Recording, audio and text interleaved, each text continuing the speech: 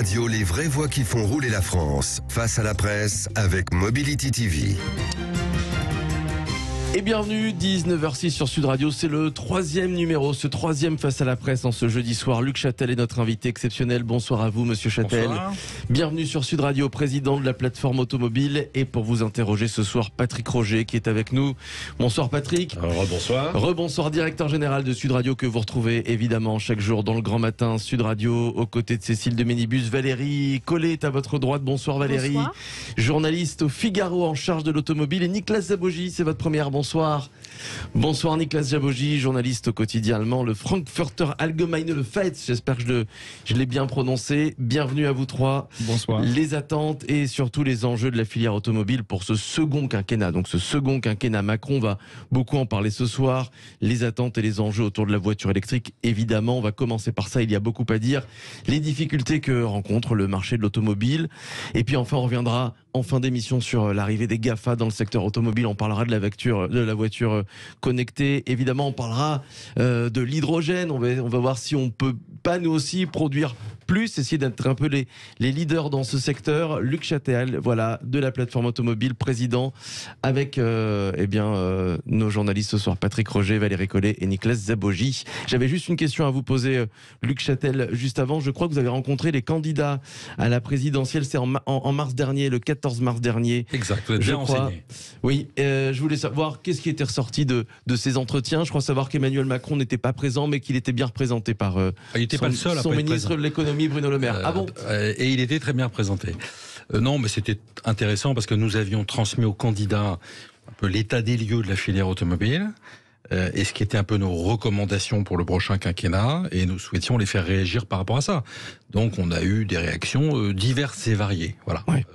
Inégales, mais je tairai mes commentaires. Bon, très bien. Patrick Roger. Une question pour mettre les pieds dans le plat, Luc Châtel, directement. Pendant cette campagne, finalement, il a été question un peu d'automobile, mais beaucoup finalement de la mobilité à travers l'essence et les taxes. Alors, il y avait une candidate qui proposait de baisser en fait les taxes sur l'essence à 5,5. Emmanuel Macron, lui, maintient toujours cette taxe à 20%. Est-ce que la voiture et l'automobile restent la fameuse vache à lait dont on a parlé en fait de l'État, selon vous? Quand on voit le niveau des taxes sur un litre d'essence, vous avez la réponse à votre question. Maintenant, quand je me place du côté du consommateur final, mais aussi de l'industriel, ce qui est important, c'est ce qu'on appelle le TCO, le Total Cost of Ownership. C'est-à-dire, qu'est-ce que coûte globalement au kilomètre une voiture depuis son achat, son entretien et la consommation de carburant. Et de plus en plus, les consommateurs raisonnent comme ça, et les industriels proposent des offres adaptées. C'est-à-dire de plus en plus, vous avez des offres qui sont des offres de location, où on va vous dire qu'au kilomètre, le véhicule va vous coûter tant. Et ça va dans le sens d'une logique de service. Et ça, c'est une mutation énorme de notre industrie. C'est-à-dire que pendant 100 ans, les industriels d'automobiles, ils ont vendu des voitures qu'ils construisaient dans leurs usines. Demain, ils vont être de plus en plus prestataires de services de mobilité du quotidien. Voilà. Et ça, ça paraît simple comme ça, mais ce sont des mutations absolument considérables. Ouais. Mais pour rester quand même sur le domaine en fait des carburants, et on va arriver à la voiture électrique. Demain, ça va peut-être changer, mais via les carburants et puis via en fait l'ensemble de la fiscalité qu'il peut y avoir aussi sur l'achat automobile, et vous êtes passé par Bercy, donc vous connaissez bien, il y a quelques années, ça reste en fait une manne importante, quoi. Et le choix a été fait finalement de garder cette manne pour l'État, selon vous? Le choix a été fait de garder. C'est-à-dire qu'aujourd'hui, les finances de l'État font que c'est difficile de se priver de ce volume de recettes, c'est clair. Cela dit, votre question montre que globalement, personne n'en a répondu à une autre, n'y a répondu à une autre, ce qui est, si tout le monde passe à l'électrique, ce qui est quand même prévu, puisque c'est l'horizon 2035. Bon, si tout le monde passe à l'électrique, comment est compensée, comment est remplacée cette ressource fiscale pour l'État? Voilà. Donc nous n'avons pas à ce stade de réflexion en la matière. Et ça pourrait diminuer d'ailleurs l'intérêt en matière de coût d'utilisation du véhicule électrique, puisqu'il faudrait bien compenser ces manques à gagner pour l'État par autre chose. Donc c'est un vaste sujet. Vous parlez... Valérie Collet. Vous parlez beaucoup du coût d'usage qui finalement, d'après vous, est indolore pour les consommateurs. Parce je ne dis pas que c'est indolore. on a un système de loyer qui fait qu'effectivement, on ne se rend pas forcément compte de l'inflation des prix, mais on a quand même là des prix de voitures, et notamment de voitures électriques, qui sont très, très élevés et qui ont augmenté ces derniers mois. Et donc, ça devient extrêmement compliqué pour un consommateur de passer à l'électrique. Déjà, de s'acheter une voiture tout court, une voiture neuve, mais en plus de s'acheter une voiture électrique. Donc, est-ce que les systèmes qu'on a aujourd'hui de bonus écologiques vous paraissent suffisants? Et est-ce que vous pensez qu'il faut effectivement qu'on aille plus loin? Ou bien est-ce que, d'une certaine façon, certains industriels se disent que c'est pas complètement naturel d'avoir ces incitations à l'achat de véhicules, et que peut-être, d'une certaine façon, il faudra se désintoxiquer un petit peu progressivement de ces aides à l'achat? Qu'est-ce que vous en pensez? Peut-être que je suis mal exprimé dans la réponse. J'ai pas dit que c'était indolore du tout. Au contraire, on le voit en ce moment, comme vous l'avez très justement dit, avec l'inflation et les répercussions sur le prix de vente de l'ensemble des biens de consommation, mais en particulier des véhicules particuliers, des véhicules destinés aux particuliers, on voit qu'il y a un problème de prix. Et c'est un souci d'ailleurs que nous, industriels de l'automobile, nous mettons en avant vis-à-vis du pouvoir public. Ça peut devenir un frein pour le passage à l'électrique. Pourquoi ? Un véhicule électrique, c'est 40 à 50% plus cher qu'un véhicule thermique. C'est la même voiture, la 208 ou la Renault Mégane équivalente thermique versus électrique, c'est 40 à 50% plus cher. Voilà. Donc, et ça, cet écart, il va demeurer pendant 4 à 5 ans minimum. C'est-à-dire le temps de la courbe d'expérience et qu'on puisse effectuer des gains de productivité sur l'ensemble de la filière, et en particulier la fabrication des batteries. Vous savez, nous avons lancé en France 3 grandes usines gigafactories de production de batteries qui n'existaient pas. Et donc, dans les 4-5 prochaines années, on pourra imaginer que le coût de ces fabrications de batteries va baisser, et donc on rattrapera l'équivalent de prix d'une voiture thermique. Tant que nous n'avons pas rattrapé, eh bien, il est clair que si vous voulez encourager les consommateurs à passer à l'électrique, ce qui n'est pas évident parce qu'il y a d'autres freins au passage à l'électrique, on va y venir. Si vous voulez les encourager, il faut résorber cet écart.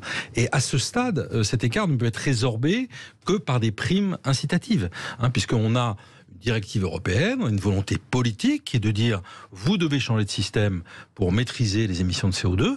Les industriels d'automobile adhèrent à cela. Ils ont pris ce virage. Ils ont investi ils sont en train d'investir des centaines de milliards d'euros. Eh bien, il faut que les consommateurs soient au rendez-vous. Le pire, ce serait d'avoir fait ce virage, d'avoir investi des centaines de milliards, d'avoir développé des nouveaux véhicules, construit des usines de batteries et qu'il n'y ait pas de clients en face. Voilà. Donc, pendant cette période de transition, oui, nous allons avoir besoin, et nous l'avons toujours dit au pouvoir public. Alors, les pouvoirs publics ont prévu des dispositifs incitatifs en sifflet, ce qui nous va bien. Simplement, il faut que la pente soit adaptée à la montée en puissance du marché. Voilà, c'est tout. Et le gouvernement l'a fait ces dernières années, puisqu'il avait repoussé de 6 mois la baisse des primes qui étaient prévues au 1er janvier. Il faudra qu'avec le nouveau gouvernement, nous discutions de ça, c'est-à-dire de la pente pour maintenir une incitation pour encourager les gens pour acheter un véhicule électrique. Nicolas Abogy. Oui, nous avons tout à fait les mêmes problèmes en Allemagne, mais c'est le PDG de Stellantis, Carlos Tavares, qui a aussi mentionné plusieurs fois que les voitures électriques, ça pourrait causer un problème social. Mais quelle est la réponse? Ou peut-être, est-ce que la vitesse de la transition est trop vite au moment-là? Est-ce qu'il faut peut-être ralentir un peu avec la transition?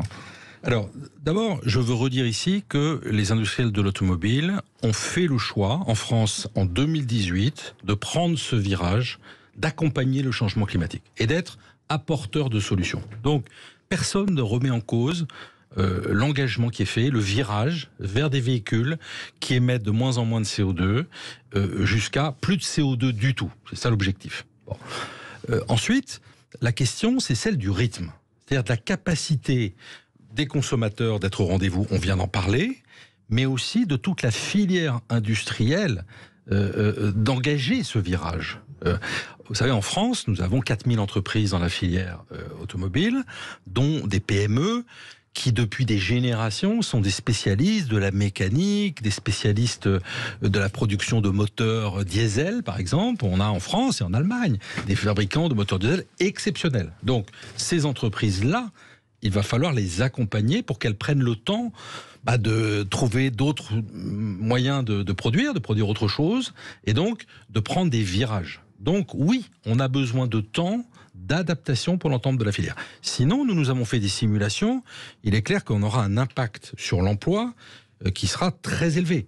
Déjà, avec le rythme qui est imposé par la directive européenne, c'est-à-dire moins 55% prévu en 2030, c'est pas encore signé, mais c'est en négociation actuellement, on pourra y revenir. Eh bien, on estime que l'impact sur la filière française, qui est de 400 000 emplois aujourd'hui, serait de moins 65 000 emplois. Voilà. Donc ce virage, oui, il a un coût social. Il faut que le grand public l'entende. Il faut que les pouvoirs publics l'entendent. Il a des conséquences économiques pour les consommateurs.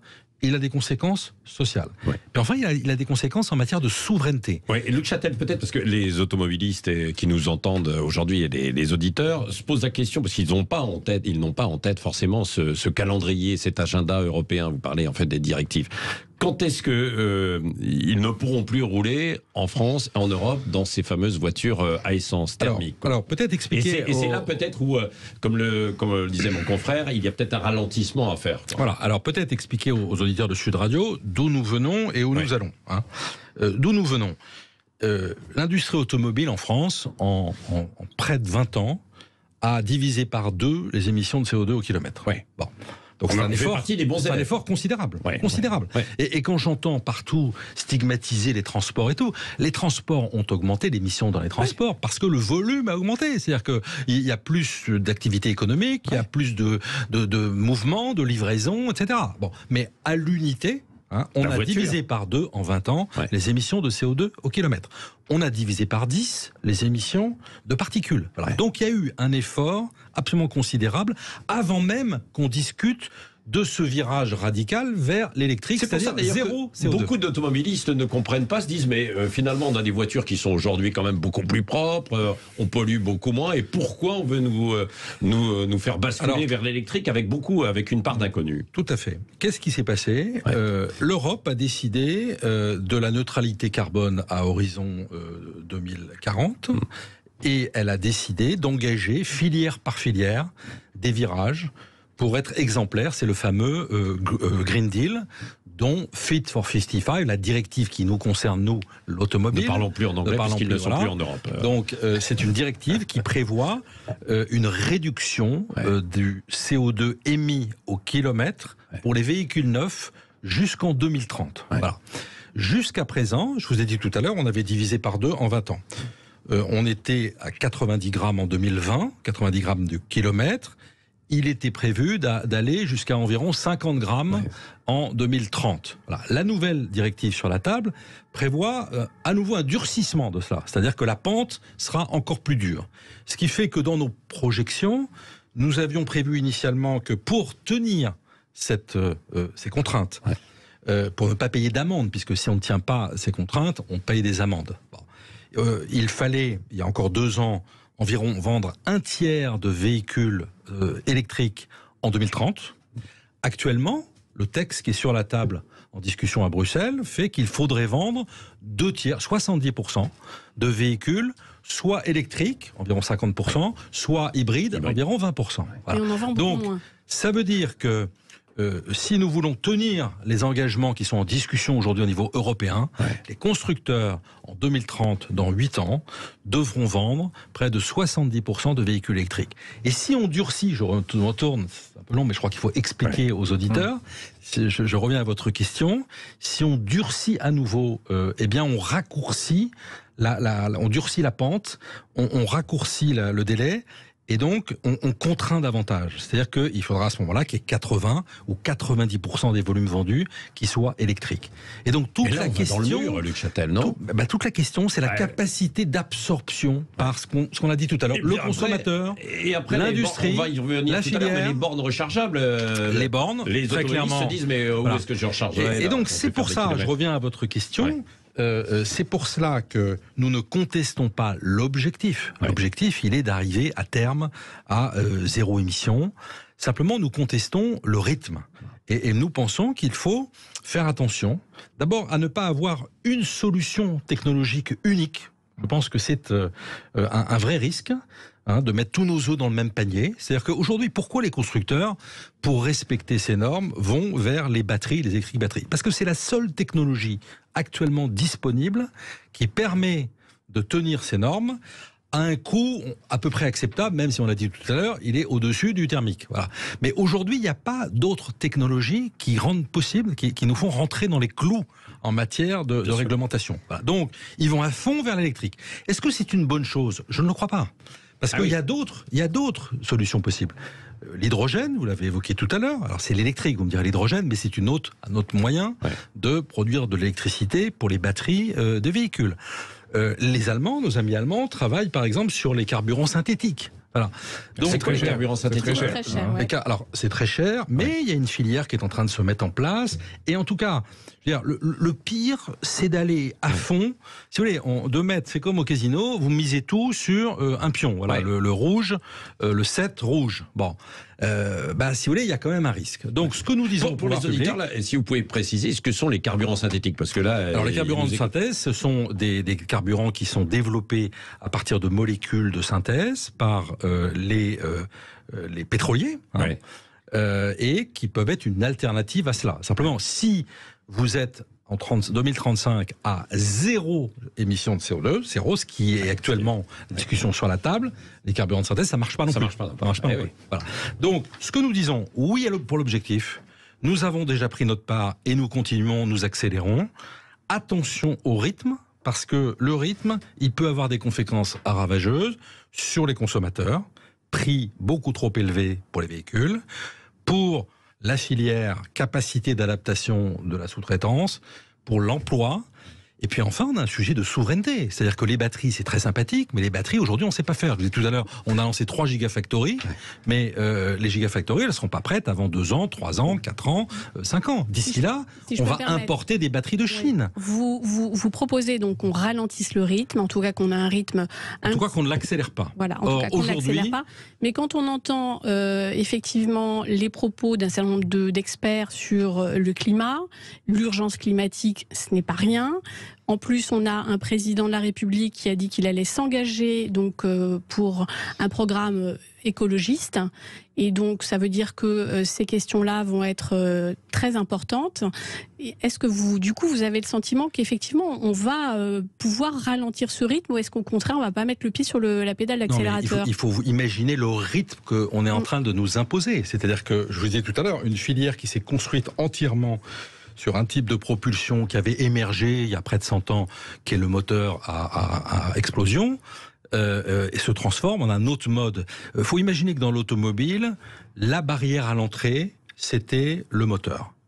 Pourquoi? Parce qu'il faut environ 5 milliards d'euros pour développer un nouveau moteur. C'est un vrai savoir-faire. Ce sont des investissements absolument considérables, qui expliquent qu'il n'y ait pas des millions de constructeurs automobiles dans le monde. Voilà, c'est un vrai savoir-faire. On va faire disparaître ça pour une technologie qui est assez basique. Les spécialistes m'en voudront pas, mais par rapport à ça, un moteur électrique, c'est beaucoup plus simple. Il y a beaucoup moins de composants. Ça coûte quelques centaines de milliers d'euros, même si aujourd'hui, on peut en faire des plus complexes. Et les Chinois ont 10 ans d'avance sur nous en la matière. Voilà. Ils fabriquent les batteries, ils fabriquent les moteurs, ils ont l'électronique de puissance, et ils ont un marché domestique qui leur permet d'amortir tous les coûts de R&D. Ce qui fait que même aujourd'hui déjà, sur à peu près 3,5 millions de véhicules électriques vendus dans le monde, il y en a presque les 2 tiers, 60%, qui sont en Chine. Donc, le risque, c'est quoi si on va trop vite? C'est que nous ne soyons pas prêts, la filière automobile européenne, et que nous délivrions un tapis rouge pour les Chinois, justement, pour les par rapport aux véhicules électriques. Les Chinois et les Coréens qui vendent beaucoup de véhicules en ce moment en France notamment. Est-ce que vous pensez qu'il faudrait taxer ces véhicules de manière à ce que finalement le droit d'entrée soit peut-être un petit peu plus difficile moi, je veux pour dire, eux? je suis toujours très prudent sur les barrières aux frontières, les taxes, etc. Parce que c'est toujours à double sens, à double tranchant. Si vous mettiez une taxe dans un sens, vous en aurez une autre dans l'autre. Donc je suis plutôt pour la vérité des prix. Voilà, ça veut dire qu'il faut que notre pays, l'Europe, mais la France en particulier, par exemple, soit plus compétitive. C'est un vrai débat que nous avons eu pendant la campagne avec les candidats. Nous leur avons montré que, par exemple, contrairement aux idées reçues, y compris au débat que nous avons eu souvent avec le gouvernement précédent, on n'est pas au top en matière de compétitivité en France. C'est facile pour les industriels de l'automobile, ils ont des usines dans quasiment tous les pays. Donc ils peuvent comparer ce que coûte une usine en Espagne. Je ne vous parle pas du Maroc, ou je ne vous parle pas de l'Europe centrale, en Espagne par exemple. On peut regarder les impôts de production, on peut regarder tout cela. Donc nous avons besoin déjà d'être compétitifs pour attirer des investissements. Donc, il faut la vérité des prix, et je ne crois pas beaucoup à des taxes aux frontières qui auraient un effet pervers sur l'ensemble de l'industrie automobile. On va se retrouver dans quelques minutes, Luc Châtel, les vraies voix qui font rouler la France sur Sud Radio. C'est le Face à la Presse ce soir. Luc Châtel qui est notre invité, président de la plateforme automobile. Luc Châtel donc face à Patrick Roger, Valérie Collet et Nicolas Zabogy. On se retrouve dans quelques instants. Restez avec nous. À tout de suite. Sud Radio, les vraies voix qui font rouler la France. Face à la presse avec Mobility TV. Et ce Face à la Presse, c'est jusqu'à 20h avec Luc Châtel, notre invité exceptionnel ce soir, président de la plateforme automobile. Luc Châtel face à Patrick Roger, directeur général de Sud Radio, que vous retrouverez demain dans le Grand Matin Sud Radio, comme chaque jour. C'est avec Cécile de Minibus. Valérie Collet est avec nous, journaliste au Figaro en charge de l'automobile. Et puis Nicolas Zabogy, journaliste au quotidien allemand, le Frankfurter Allgemeine. C'est difficile, Luc Châtel, en ce moment pour le marché de l'automobile. Les chiffres ne sont pas bons, sont pas très bons en tout cas, les immatriculations de voitures neuves qui ont reculé de près de 20%. Le rebond attendu après le Covid finalement n'a pas eu lieu. Il a pris un peu de retard. Comment ces mauvais chiffres peuvent être améliorés, Luc Châtel? Sont pas très bons, c'est qu'ils sont très mauvais. Ils sont très mauvais, oui. Faut dire les choses. Oui. Voilà, j'ai été porte-parole du gouvernement dans une autre vie. On pouvait faire de la langue de bois. Ouais. Là, on se parle franchement. Là, non, mais Voilà, il y a sont des catastrophiques. chiffres. Parlons vrai. Bon, non, mais au-delà de la plaisanterie, si vous voulez, effectivement, on a eu une première année de Covid à moins 20%. La deuxième année 2021, nous pensions rebondir. On est resté à moins 20%, au même niveau que l'année 2020. Et depuis le début de cette année, 2022, où nous pensions rebondir, on a à nouveau une baisse de 17%, qui fait qu'actuellement, on doit être à moins 34% par rapport à avant la crise du Covid. Moins 34%, vous imaginez. Il n'y a pas d'autres filières industrielles qui, comme l'automobile, qui n'ait pas retrouvé son activité, pas forcément pré-Covid, mais en tout cas assez proche. Donc oui, c'est un énorme sujet. Alors c'est lié à de nombreux phénomènes qui se sont additionnés. Nous avons aujourd'hui effectivement des difficultés d'approvisionnement sur un certain nombre de composants, notamment encore les puces, les fameux composants électroniques, qui nous ont fait perdre quand même au niveau mondial 11 millions de véhicules qui n'ont pas pu être produits l'année dernière, en 2021. Et cette année, on est déjà à 1 600 000 véhicules qui n'ont pas pu être produits, dont la moitié en Europe. Bon. Donc ça va avoir un impact. On a des problèmes de logistique, on a des problèmes de prix, et on a des problèmes de passage à l'électrique, où aujourd'hui, c'est vrai, les consommateurs, je reviens à la question de Patrick Roger, les consommateurs sont perdus. C'est-à-dire que, imaginez, à Paris, si vous voulez changer de véhicule demain, qu'est-ce que vous faites ? Vous savez qu'en 2024, il est prévu l'interdiction du diesel. Bon, donc vous prenez de l'électrique. Est-ce qu'il y a suffisamment de bornes de recharge pour vous garantir d'avoir voilà, donc c'est un énorme problème, et on le voit bien. Nous travaillons beaucoup avec nos amis de Mobiliance, la partie distribution de la filière automobile. Nous avons nos propres réseaux de distribution. On entend les consommateurs, ils nous disent mais qu'est-ce que je dois acheter aujourd'hui ? Et donc ça, évidemment, ça décale, ça retarde. D'où d'ailleurs finalement ce marché qui se porte vers l'occasion de plus en plus, sur de la voiture reconditionnée. Il y a des vertus en fait. Oui, parce et on se dit, on recycle aussi un petit peu. Je préfère acheter une voiture peut-être pour 2-3 ans en attendant que l'électrique monte en puissance, qu'on ait les bornes de recharge. Tu vois, les bornes de recharge, c'est un énorme sujet. Voilà. Parce que les industriels, ils ont fait le boulot. En 2018, moi j'ai signé avec l'État, avec le gouvernement précédent, actuel, un contrat pour 5 ans où on a pris des engagements. Nous avons pris un engagement, c'était de multiplier par 5 le nombre de véhicules électriques en 5 ans. Voilà. On va être, à la fin du contrat, la part de marché des véhicules électriques plus hybrides aura été multipliée par 10. Voilà. Ouais. Donc on est un peu au-delà de nos engagements. Le gouvernement s'était engagé à multiplier par 5 les bornes de recharge. Alors, pas lui, mais en tout cas à favoriser, à faire en sorte qu'il y ait un écosystème, l'émergence de bornes de recharge. Voilà. On était à l'époque à 20 000 bornes de recharge, on est à 53 000 actuellement. Donc le compte n'y est pas. Et il nous en faudra beaucoup plus. Il y a des projections qui sont faites en Europe sur le besoin en bornes de recharge, si on veut respecter les engagements que j'évoquais tout à l'heure en 2030, mais il faudrait 7 millions de bornes de recharge en Europe. Donc c'est tout à fait considérable. Je crois que personne n'a compris l'ampleur de la tâche qui nous attend. Et ça, ce sera la priorité numéro 1 du prochain gouvernement. Ouais. C'est un maillage de bornes de recharge de proximité. Si on n'a pas ça, il n'y aura pas de passage. Alors quels sont les acteurs? Qui est-ce qui va pouvoir effectivement investir dans ces bornes de recharge? Parce qu'il va probablement y avoir une pression supplémentaire de la part du nouveau gouvernement, puisqu'on dit qu'il y aura un Premier ministre ou une femme Première ministre, voilà, pour respecter la parité, donc qui pourrait accélérer, qui pourrait avoir plutôt une vision écolo, quoi. Mais ça va même plus loin que ça, Patrick Roger. J'ai entendu le président de la République dire qu'il souhaitait qu'il y ait un ministre qui chargé de la planification. Bah là, on est exactement dans l'exemple de la planification. Ouais. C'est-à-dire que comment on passe de 50 000 à 100 000 en un an, et ensuite à 200, jusqu'à 1 million de bornes. Quand on va avoir à 100% des véhicules vendus qui seront électriques, bah, il faudra bien avoir un maillage territorial. Alors, je dis pas que c'est simple. Voilà. Il y a un maillage, il y a des collectivités publiques. Il y a les collectivités locales, les agglomérations qui ont en charge la responsabilité des transports. Il y a les distributeurs, par exemple. Il y a les distributeurs de véhicules, donc tout le réseau de l'après-vente qui prend sa part dans le domaine. Donc c'est une multitude d'acteurs, publics et privés. Et donc, il y a nécessité d'animer tout cela et puis de faire en sorte qu'il y ait des financements. Voilà. Les bornes rapides sur autoroute, faites l'exercice. Moi, je l'ai fait à plusieurs reprises, d'aller en Haute-Marne. C'est à 300 km de Paris.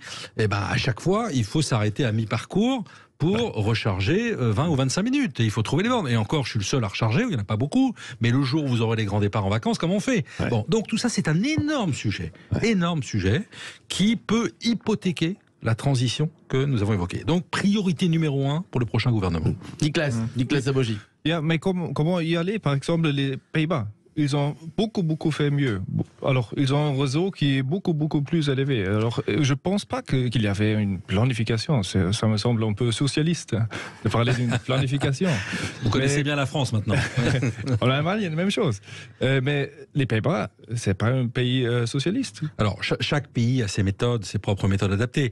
Je me risquerais pas à comparer avec les Pays-Bas. Les Pays-Bas, c'est un petit pays et c'est un pays très dense. Donc, c'est peut-être plus simple qu'un pays qui fait 550 000 km².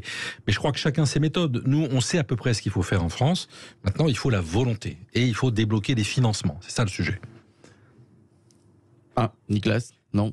Je ne suis pas vraiment convaincu parce que il y a assez d'argent. Vous savez, on est plutôt le paradoxe, c'est que dans ce marasme que je viens de décrire, la France est plutôt bien placée en nombre de bornes par véhicule en Europe. Voilà, donc c'est paradoxal. C'est paradoxal.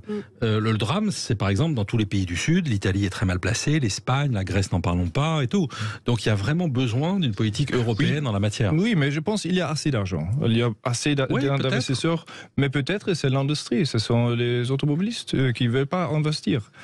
Alors ils disent les constructeurs, les constructeurs, oui. Ils disent il faut que l'État investisse. Non, mais alors, puisque vous êtes représentant des constructeurs, là il peut y avoir un gros paradoxe parce que c'est vrai. Est-ce que les constructeurs chinois vont venir investir effectivement en France dans les bornes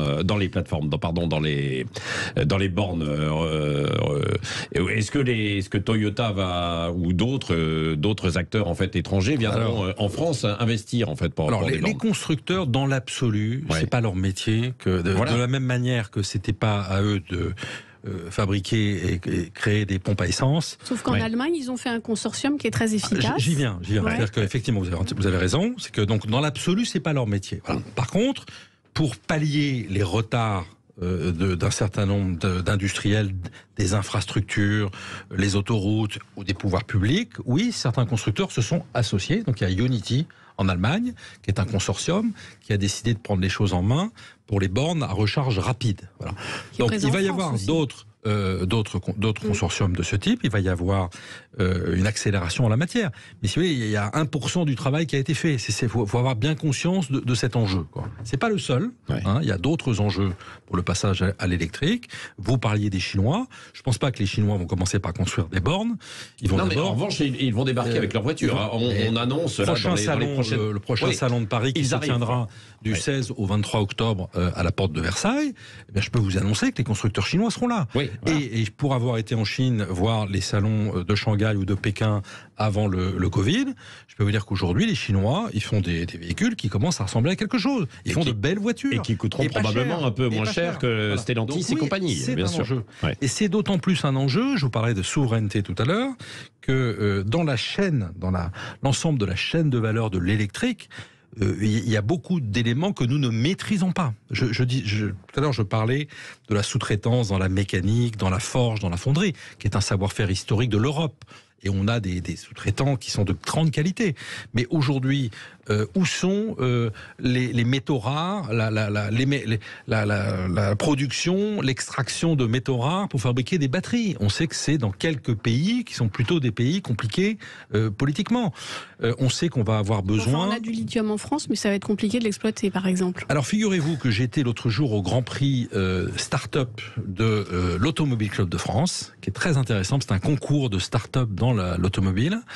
Et l'un des lauréats a présenté une technologie pour extraire le lithium des eaux de source chaudes d'Alsace. Voilà, donc c'est original. Vous voyez, les eaux thermales sont pleines de lithium, et donc il a présenté un procédé. Donc je cite cet exemple parce que, vous savez, nous sommes à un virage technologique exceptionnel. Voilà, et c'est le plus grand virage dans l'histoire de l'automobile. Ça veut dire que c'est le temps des pionniers. Donc vous avez des gens qui vont inventer de nouvelles choses dans les prochaines années. Beaucoup vont échouer, mais certains vont réussir. Donc c'est un nouveau départ. Mais pour ce qui concerne les mines, on a souvent le sentiment que les mines, on en a besoin, mais qu'on préfère qu'elles soient très loin de chez nous. Donc ça pose aussi un problème. Très bonne remarque. Lorsque la filière mine française est allée rencontrer la présidente de la Commission européenne et lui a expliqué l'enjeu de souveraineté.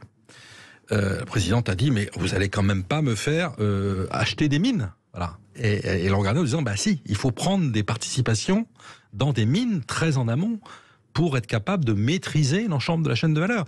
Et il y a en France un travail remarquable qui a été effectué par Philippe Varin, l'ancien président de PSA, sur précisément toute cette souveraineté en matière de métaux rares pour produire des batteries, avec des mesures très concrètes, donc un fonds d'investissement pour prendre des participations dans des mines, pour avoir le fléchage en amont. Ensuite, la transformation, il faut la faire chez nous, pas en Chine ou au Cameroun ou je sais pas où, en Russie. Hein, la Russie est entre nous gros producteur, deuxième ou troisième producteur de cobalt et de nickel. Bon, on va avoir besoin de 35 fois plus de nickel dans les 10 prochaines années. 35 fois plus, comment on fait? Donc tout ça, si vous voulez, je reviens au début de notre conversation. La filière automobile, encore une fois, elle adhère à cette transformation. Elle veut prendre sa part et elle veut être apporteuse de solutions dans cette transition énergétique. Mais à condition de prendre le problème dans son ampleur. De ne pas le prendre par le petit bout de la lorgnette. De ne pas regarder uniquement ce qui sort du pot d'échappement. Mais la batterie, comment elle est fabriquée? Avec quelle matière première? Est-ce qu'aujourd'hui, c'est une bonne idée d'aller vendre des voitures électriques en Pologne où 80% de l'électricité est à base de charbon? Toutes ces questions, on a l'impression que personne ne se les pose en Europe. C'est surréaliste. On va s'arrêter un court instant, c'est passionnant. On va revenir dans quelques minutes avec vous, Luc Châtel, face à la presse ce soir, face à Patrick Roger, Valérie Collet, Nicolas Zabogy. Évidemment, on va revenir sur les enjeux de cette souveraineté. On commençait à en parler, la mise en place d'une filière de la batterie, d'hydrogène, de semi-conducteurs. Et puis on parlera aussi des GAFA, de la voiture connectée. Voilà, dans quelques minutes avec vous, Luc Châtel, et avec nos journalistes. À tout de suite. Sud Radio, les vraies voix qui font rouler la France. Face à la presse avec Mobility TV. Et face à la presse ce soir avec Patrick Roger, directeur général de Sud Radio, Valérie Collet, journaliste au Figaro en charge de l'automobile, Niklas Zabogi qui est avec nous, journaliste au quotidien allemand, le Frankfurter Allgemeine, et tous trois interrogent depuis 19h maintenant Luc Châtel qui est avec nous. Merci encore Monsieur Châtel, président de la plateforme automobile. On parle beaucoup ces dernières semaines, ces derniers mois surtout, de la voiture connectée. Il y a la voiture autonome, il faut bien faire la différence. Pour certains Français, ça paraît abstrait, ça paraît très lointain. Où on en est dans l'avancée jusqu'à la voiture autonome par exemple, et la sécurité qui va avec, et la voiture connectée aussi? Alors l'avancée, elle est permanente. Si oui. Votre véhicule, je ne sais pas ce que vous avez comme voiture, mais votre véhicule, il est connecté. Il capte en permanence une multitude d'informations. Et vous savez qu'il y a plus de millions de lignes de code aujourd'hui dans une voiture neuve qu'il y en a dans un avion. Voilà, donc faut imaginer, depuis, moi j'ai appris à conduire sur une 4L, une Renault 5, dans les années 80, bon bah c'était basique, quand vous voyez aujourd'hui la concentrée de technologie que ça représente, c'est fabuleux. Voilà. Donc on en est là, et d'ailleurs ça explique aussi, vous évoquiez tout à l'heure le prix des voitures, ces dernières années, un certain nombre d'équipements, notamment de sécurité, ont entraîné des coûts, une surcharge en poids. On critique parfois le poids des voitures, mais c'est souvent des équipements de sécurité. Et puis enfin, un surcoût en la matière. Donc, où est-ce qu'on en est? Nous continuons, enfin les constructeurs continuent à travailler sur le véhicule autonome. Simplement, aujourd'hui, en Europe, leur priorité, c'est ce qu'on évoquait tout à l'heure, en matière d'affectation d'investissement. Mais ils continuent à investir pour, à terme, proposer à leurs clients des solutions de mobilité automatique qui seront mises en œuvre progressivement. Voilà, c'est pas forcément la voiture de Monsieur Tout-le-Monde, ce sont des solutions alternatives de transport urbain qui seront autonomes et qui seront présentées. Ouais. Valérie Collet. Et au passage, ces véhicules connectés dont on parle sont très gourmands en semi-conducteurs dont on manque cruellement aujourd'hui. Très juste. Parce que vous parliez tout à l'heure de souveraineté et notamment le problème des semi-conducteurs pose problème, c'est qu'on est très dépendant de ces petites puces. Et on a lancé quelques projets, il y a quelques projets européens qui sont là, mais le problème c'est que c'est des projets qui mettent un temps fou avant d'être opérationnels, ce qui veut dire que là, par exemple, cette crise de semi-conducteurs qui s'éternise, elle va encore poser des problèmes, elle va continuer on va continuer à manquer de ces semi-conducteurs. Et donc, voilà, c'est aussi le problème de ces voitures super connectées. Non, vous avez entièrement raison. Tout à l'heure, j'évoquais les questions d'équipement de sécurité. Vous voyez, un ABS que tout le monde comprend, que tout le monde connaît, quasiment tout le monde en a dans sa voiture aujourd'hui. Un ABS, c'est quasiment 400 microprocesseurs, 400 puces électroniques. Des pièces qui valent 2 à 3 centimes, hein, c'est minuscule. Mais pour un manque d'approvisionnement d'une seule pièce, vous êtes obligé d'arrêter la production et donc l'usine de fabrication de véhicules. Voilà. Et qu'est-ce qui se passe? Nous pensions que la chaîne d'approvisionnement rentrerait dans l'ordre au 2e semestre de cette année. Ça, c'était fin 2021.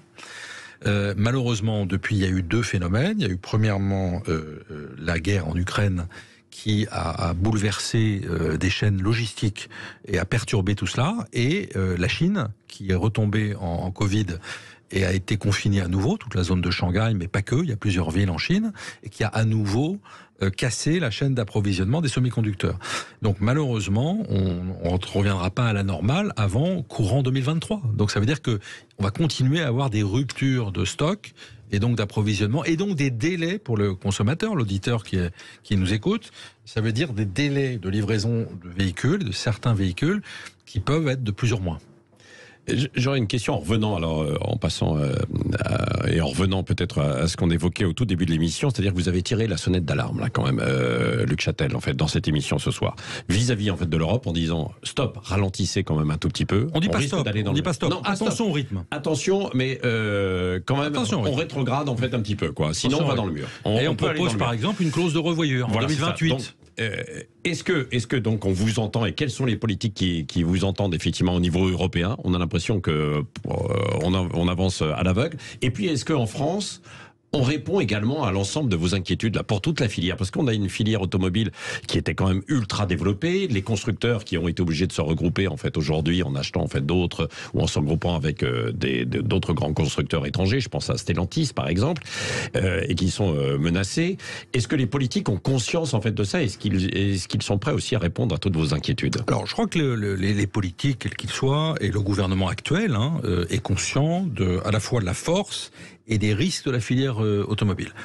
La vérité, c'est que le gouvernement nous a beaucoup accompagnés dans la période que nous avons connue du Covid. Nous avons par exemple obtenu des dispositifs qui jamais vus en matière d'aide à l'innovation. Là, nous venons de lancer un nouveau fonds d'aide à l'innovation de 250 millions d'euros par an. C'est le travail que nous avons mené depuis 3 ans avec le gouvernement qui l'a rendu possible. Donc oui, il y a une écoute, il y a une prise de conscience. Ensuite, sur l'ensemble du virage que vous abordiez tout à l'heure. Alors sur le virage, le président de la République s'est exprimé sur le sujet. Il est favorable à ce que on continue à avoir après 2035 autre chose que des véhicules batterie.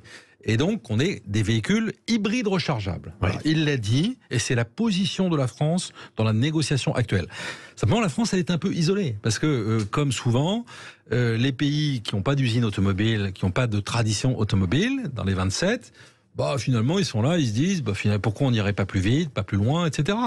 C'est un peu ceux qui ont les problèmes et ceux. Et là, on peut s'entendre avec nos amis allemands ou pas? Oui, nous avons, alors avec nos amis industriels allemands, nous avons pris une position commune sur 2035, donc en disant, on ne veut pas de solution unique. La France poussant l'hybride rechargeable et l'Allemagne, je l'évoquais tout à l'heure, poussant les carburants synthétiques. C'est la position que nous avons prise avec nos homologues allemands.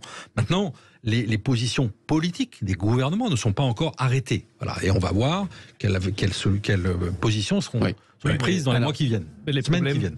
Nicolas, une dernière question, il nous reste 2 petites minutes. Allez-y. Les problèmes sont comparables concernant l'électricité. Alors, est-ce qu'il y a vraiment assez d'électricité en France, en Europe? Parce que pour faire la voiture électrique, on a besoin une très bonne question. Électricité verte. Et là, on revient à ce que Patrick Roger évoquait tout à l'heure, c'est est-ce que tous les sujets ont bien été pris en compte? Voilà. Nous cessons d'alerter les opérateurs, des régulateurs d'électricité, de réseaux, etc., qui nous disent, écoutez, selon nos calculs, avec cette montée en charge, on doit y arriver. Moi, je pense que si on passe dans beaucoup de domaines, vous évoquiez tout à l'heure l'isolation des logements, le chauffage des logements, donc entre l'habitation et les transports, si on passe 100% électrique, il va quand même falloir se poser la question de la production d'électricité. Et dans ce cas-là, c'est pas le moment de se désarmer et d'arrêter la production nucléaire. Luc Châtel, dernière question.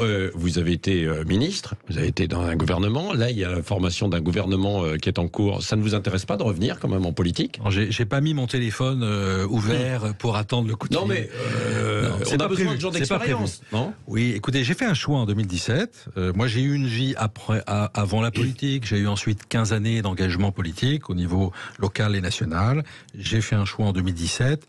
Je n'ai pas prévu de revenir sur ce choix. Sonne. Non, mais je n'ai pas prévu de revenir sur ce choix. Vous ne serez pas Premier ministre alors? Non, je n'ai pas prévu d'être Premier ministre. Vous n'avez pas changé de numéro depuis 2017. Ils n'ont peut-être pas le bon numéro. Non. Bon. Merci à vous, Luc Châtel. Je suis très heureux dans ce que je fais. Très bien. Merci. On vous remercie d'avoir passé cette heure avec nous. Luc Châtel, président de la plateforme automobile.